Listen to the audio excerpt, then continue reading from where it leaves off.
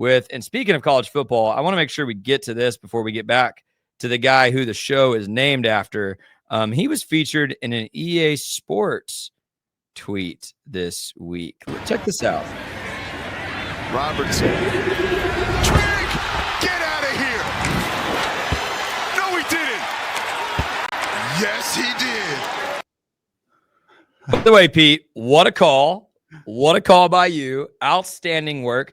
I had a coffee yesterday. I'll keep him anonymous for now. I had a coffee yesterday with someone who we both know who supports the show, and he was popping off. Why the hell isn't ESPN paying Pete to do the biggest primetime games? Oh, my gosh. Baylor, Kansas State, he was amazing. I'm not blowing smoke. He really sells me all this. Who said this? One of our boys. I'll tell you later. But okay. Well done on the call. That was the official EA Sports College Football 26 account using your call and Michael Trigg's big catch as a promotion for the video game.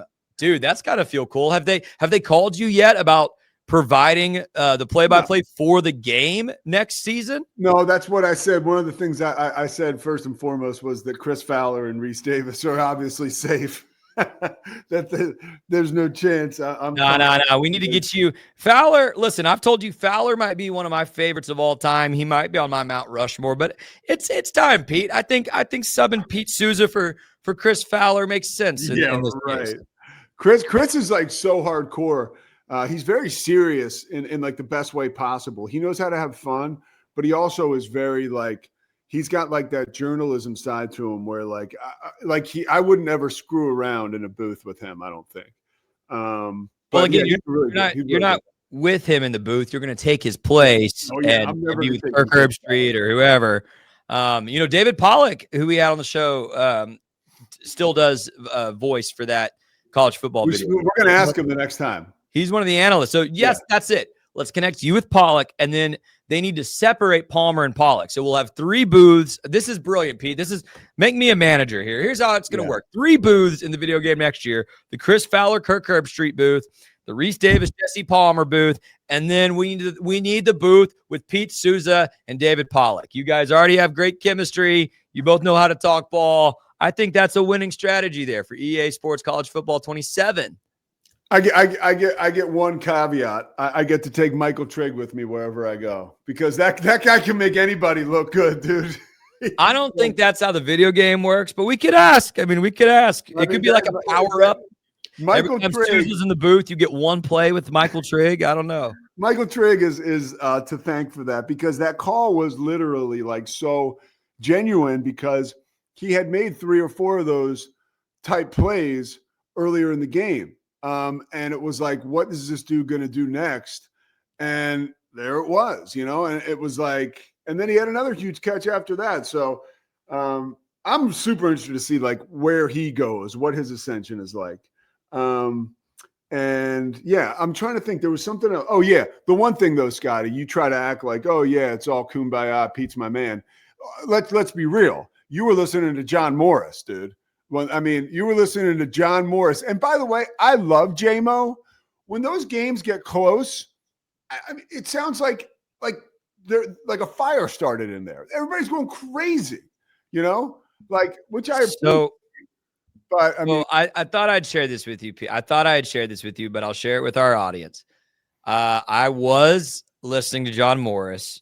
And you have to understand and we are boys, by the way, and it is kumbaya, so shut up. Yeah. But here's the thing with John Morris, man. It's a nostalgia thing for me. I grew up in Waco, grew up in a Baylor family. I have never known life without John Morris calling Baylor football for radio. And so it just takes me to that happy childhood place, man. So that was part of it. And here's the other part of it, Pete. You're just talking about it sounds like a fire drill in there when something happens. That's why I love it, man. You are, this is what I told you Monday. You are the consummate professional who's going to keep it down the middle, objective, ESPN. You don't have a rooting interest when you're calling these games. Screw that. I want the guy who's going to celebrate with me when Baylor makes the play. And you know what? Did you listen to John Morris's call and Nick Flores on the blocked field goal? Honestly, it's exactly what I wanted to hear, man. When I went back and watch that call, I was like, God damn it. Like to me, I I had an amazing call. That was the best I've ever felt after a game. But You did great, buddy. I blew the block kick. And here's, do you want to hear like a little inside baseball? So Yeah. So this is actually great because the guy who spots for me, Matt Davis, is literally one of my best friends in the world. We've known each other forever. He's a football guy. He played football at Richmond. He was one of the best tight ends in Washington, D.C. before he got to Richmond. He got offers he tells a story. John Cooper offered him a scholarship. George Perlis at Michigan State. Who else was it? Mark Duffner at Maryland. There were a bunch of other really big schools. Because I think D.C., he was a little overrated because he was from D.C., but whatever.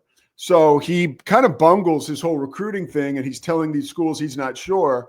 And, the music stops, and there's like 2 chairs left for Matt. And it's either Wake Forest or Richmond, so he goes to Richmond. So he's just an amazing guy, too. So he's been spotting for me for the past 3 years.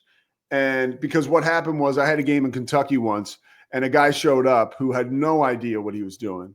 And I had to ask him just to go to the back of the room so he wouldn't mess me up, which, by the way, has happened to me before as a spotter. Like, there's no judgment on this, but you don't want somebody that's bad at that job anywhere near you during a game.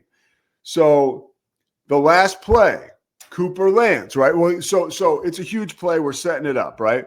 The kick, boom, right? It's obviously blocked. I see that Caden Jenkins dives on it right away.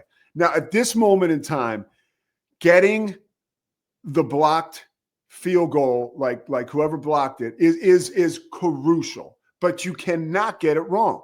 So I'm looking at Matt, who's right next to me. I'm like, dude, and I am like, I don't really freak out, but I wanted to get through to him how important it was. I'm like, what? Like, who blocked it? And so he looks at me and he does this number.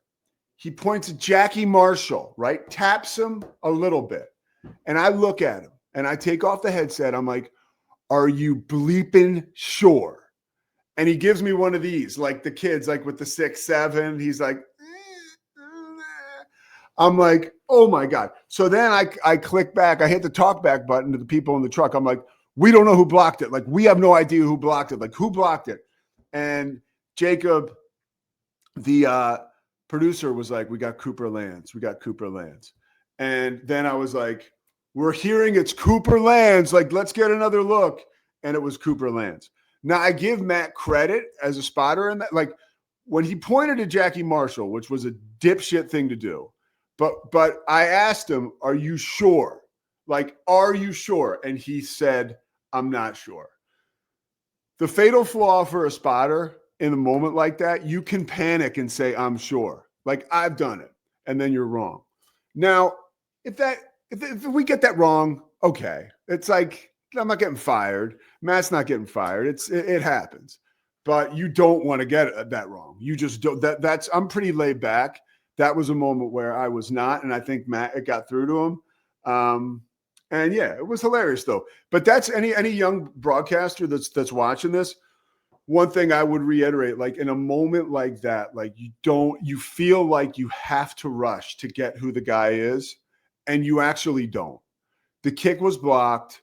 They'll show a replay. You will get it right. It's awesome if you can get the guy off the top, and if you have a spotter who's better than Matt Davis who can figure it out. That's